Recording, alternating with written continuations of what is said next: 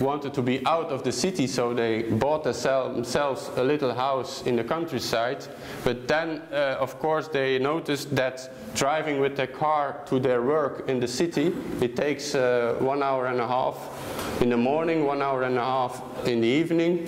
So they prefer a better public transport system to get the people who live inside the city to work. And this big infrastructure is very much predicting the form, the figure, the urban figure of this metropolitan area around Brussels. And you see the confrontation of that with leftovers of agriculture, with a farm, with open space, with nature.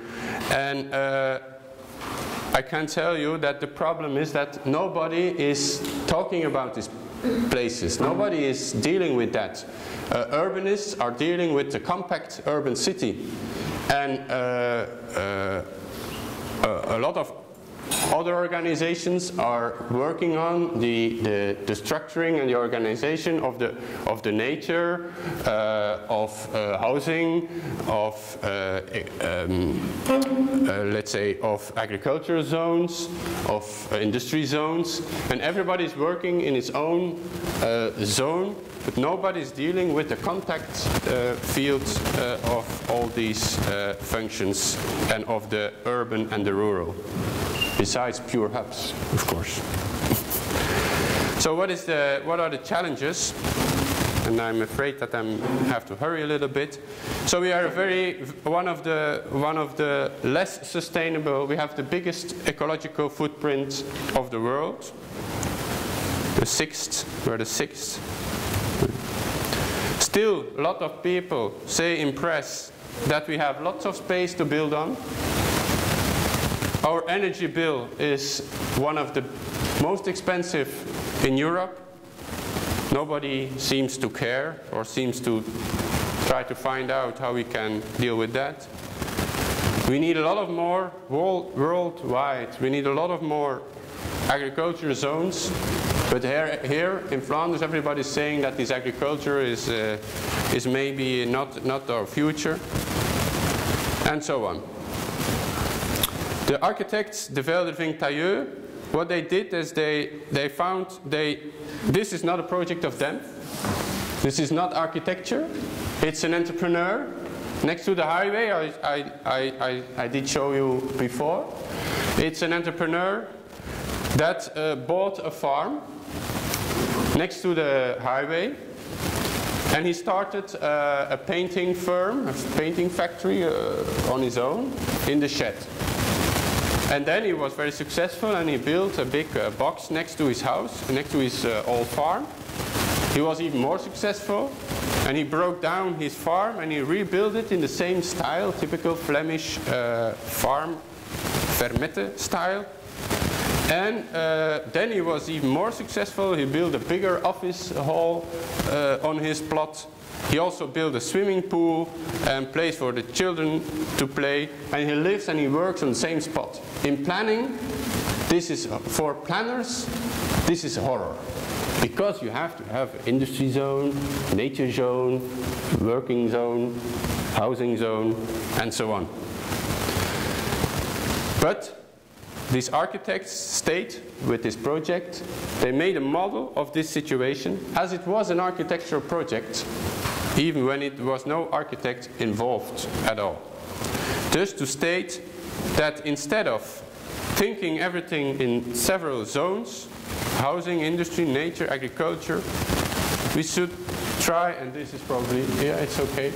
This is, he says that combining functions and sharing space and bringing work and housing more closer one to each other is probably a very interesting model to think about.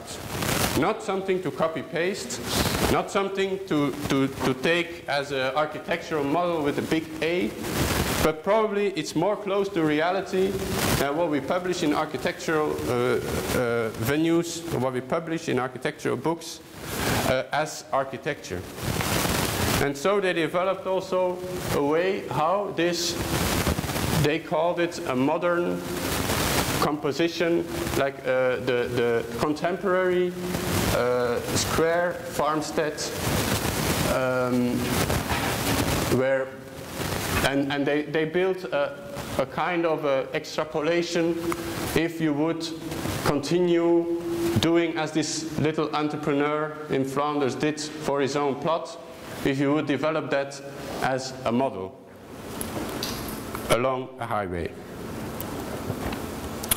Important is that the cartographer before, this is Antwerp-Brussels in his Metropolitan Atlas, he represented Flanders as such, Antwerp, Brussels, and some spots in between.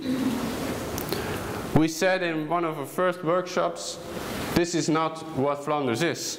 And he started developing a graphic language to deal with this fragmented, dispersed reality.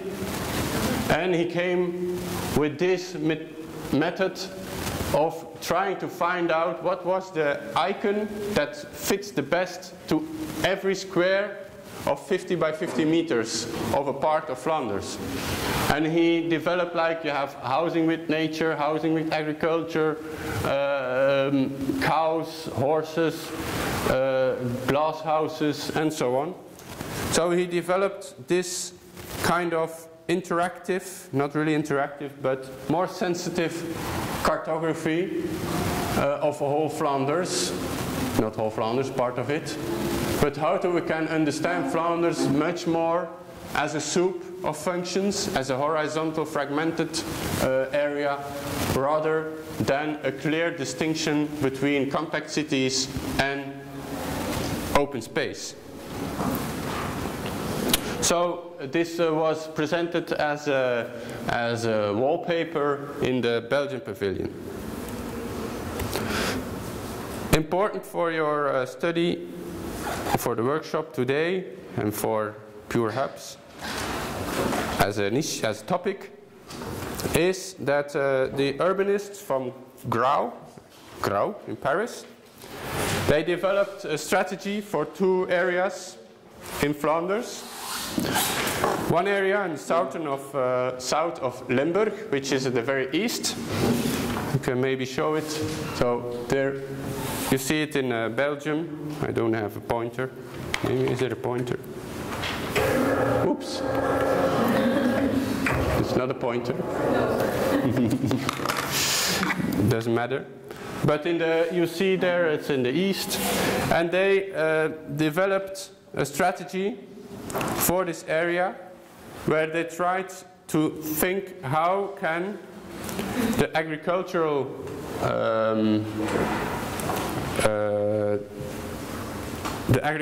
activity, there's a lot of nature still there, there's a lot of recreation, cycling, walking, visiting, it's a very touristic area, and this, the red, is the very dispersed urban structure.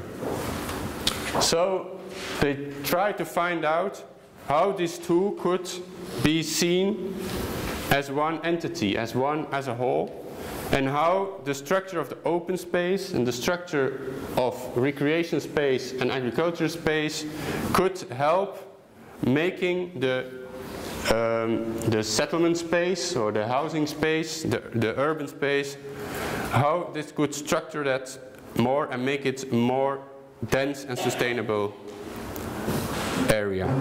So they did not say that all these linear developments, that they were bad. They said maybe at some points we can even strengthen that and create some zones of experimentation where new farms, economic activities, leisure, and so on can be grouped in a kind of a snake in the countryside. Second concept is a little bit like where we are now, is a little bit like Pure Hubs, but much bigger, and a lot of these in one area. It's the big square, where they see it as a kind of a hub, where two lines of urban development have a through, have a hole. There they bring in a hub of urbanity where functions for agriculture. For instance, there's a fruit industry there. They have a lot of seasonal workers. That could be hotel infrastructure or sleeping infrastructure for the seasonal workers and also for tourists.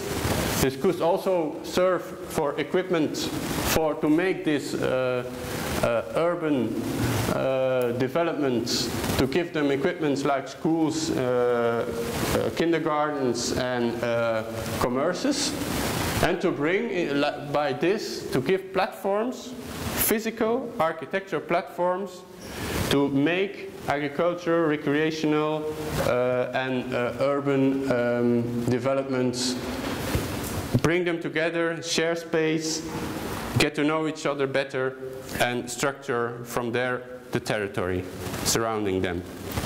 But in another zone, I will come back to the overview, on the bottom they suggest that there is the most, is the best ground, the best territory for agriculture.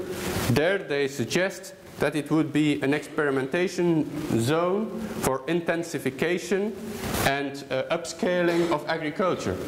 So it means that where now in Flanders all the urban planning rules are the same for everybody, here they want to state that we should set up some directions, to stress on some functions in some areas, to bring more diversity in the territory and to make what is already there, what is the most interesting development for a part of Flanders, give it a go and let it develop in the most efficient way.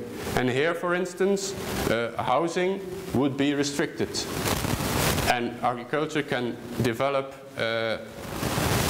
at full charge. A second project they set up is, just check the time, running late.